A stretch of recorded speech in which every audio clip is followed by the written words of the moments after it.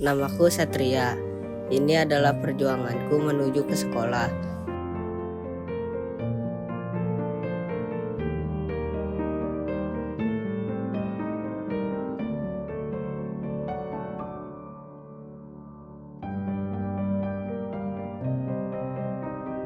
Karena rumah dan sekolahku berseberangan dengan sungai, aku harus menyeberangi sungai ini dulu dengan perahu karet yang dibuatkan ayahku agar mempercepat aku ke sekolah.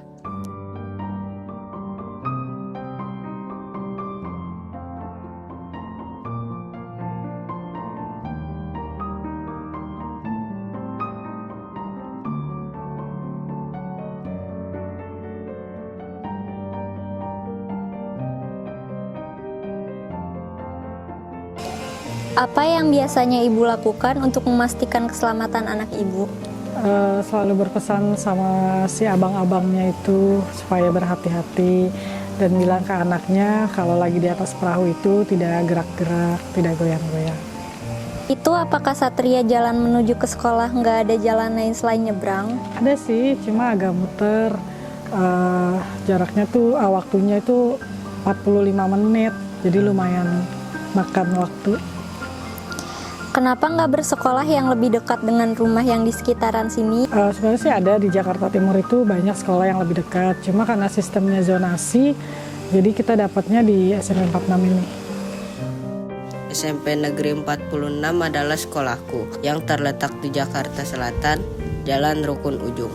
Sekolahku ini berada di ujung kampung dan jauh dari jalan raya.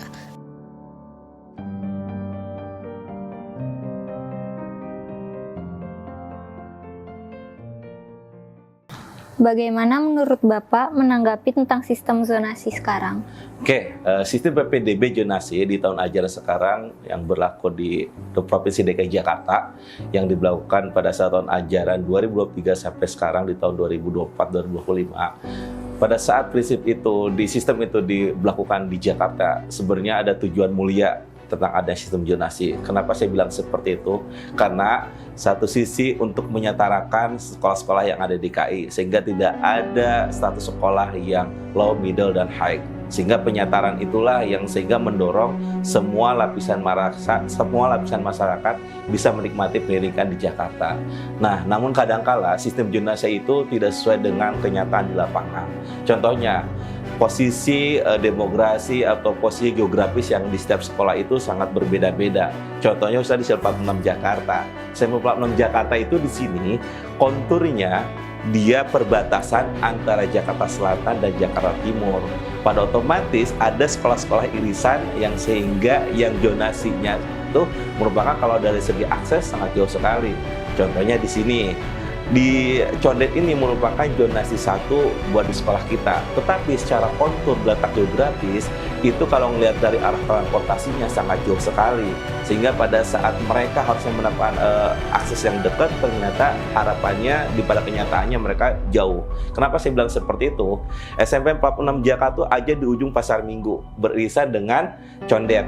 Jadi pada saat siswa di zonasi 1 masuk ke SMP 46 Jakarta, mereka harus muter dulu ke Balai Kambang sehingga masuk lagi ke area Pasar Minggu yang sangat luar biasa, jarak tempuhnya sangat jauh.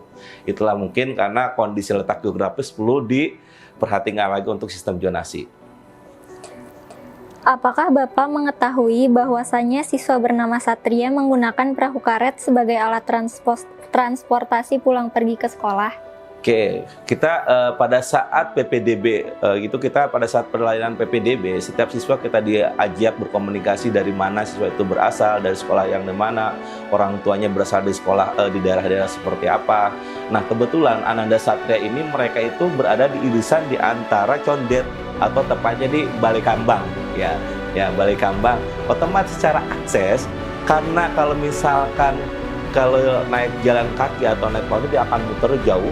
Nah, pada saat ketemu anak Satria, mohon maaf, dari segi ekonominya juga tidak begitu menonjol dari kalangan menengah ke bawah.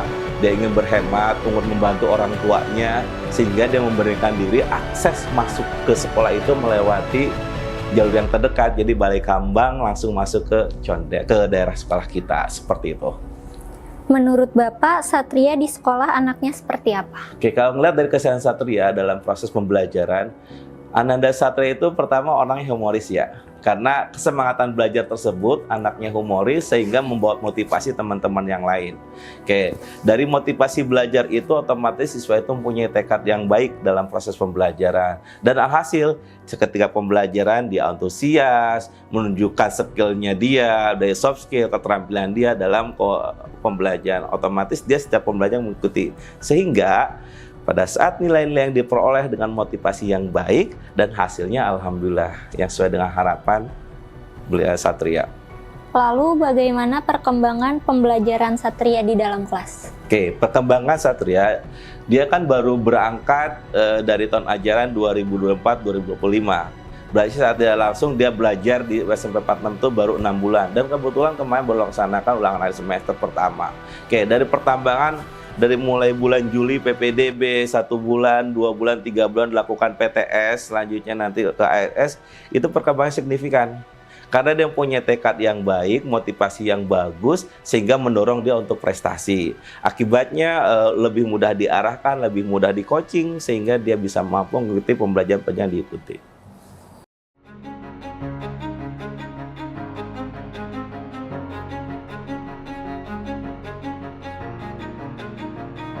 Hari ini sekolahku sedang mengadakan pelantikan OSIS.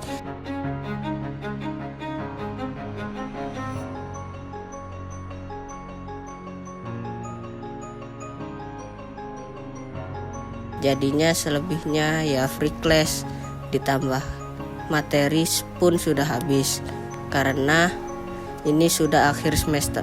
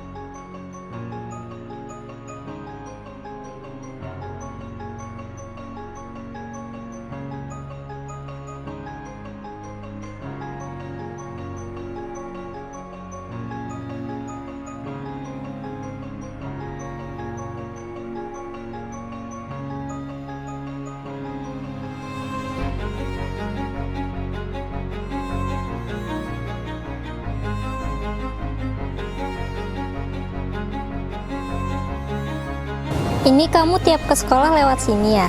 Ya, aku sering lewat sini karena lebih cepat jalannya. Terus kalau airnya lagi gede juga, aku muter lewat jembatan. Kadang kalau lewat jembatan itu jaraknya agak jauh, jadi jalannya harus lebih pagi juga. Apa yang ngebuat kamu tetap semangat pergi ke sekolah meskipun perjalanannya sulit? Karena aku mau menuntut ilmu biar bisa banggain orang tua dan menggapai cita-cita. Apa tantangan terbesar yang kamu hadapi saat menyeberangi sungai ini? Arusnya kencang, terus di perahu juga nggak boleh banyak gerak, kayak seperti goyang-goyang gitu.